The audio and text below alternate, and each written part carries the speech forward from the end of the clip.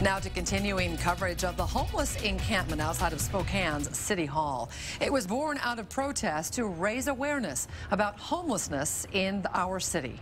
But Camp Hope, as it's being called, has grown. A line of blue tents now stretches all the way down to the Post Street Bridge. Suspension of the city's sit-and-lie ordinance allows the homeless to set up camp, while the city and local agencies race to create more shelter space. One warming shelter is almost ready to open up. Weeks before expected, KXLY4's Caroline Rourke has the details.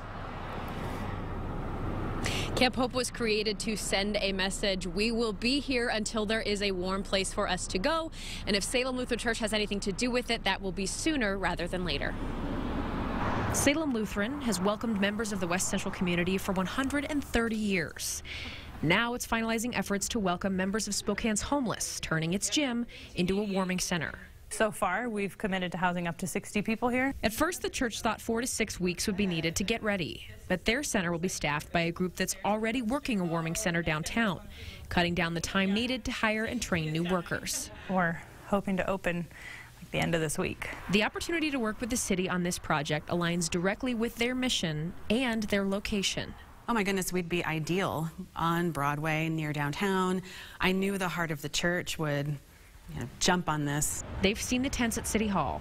They know there's a need. Sort of some root level community organizing and people coming together to say this need is very real, to make the need visible, to bring it into the public eye. It's called Camp Hope, and it's made up by members of Spokane's homeless population and sometimes by other members of the Spokane community who've gathered here at City Hall for protests like this one last Thursday. There are homeless people down here that do not have anywhere to go. Camp Hope formed here when the city suspended the sit-and-lie ordinance and vowed they'd stay until the warm place was ready for them. Put their money where their mouth is. They did the emergency budget. Now let's open some doors. Let's open some shelters. The city is getting closer to doing just that as this camp outside keeps growing. When our homeless are under attack, what do we do? We stand up! We fight back! When the Salem Lutheran Church warming shelter is ready to be open, it will operate from 9 p.m. until 7 o'clock in the morning. In West Central Spokane, I'm Caroline Rourke, KXLY4 News.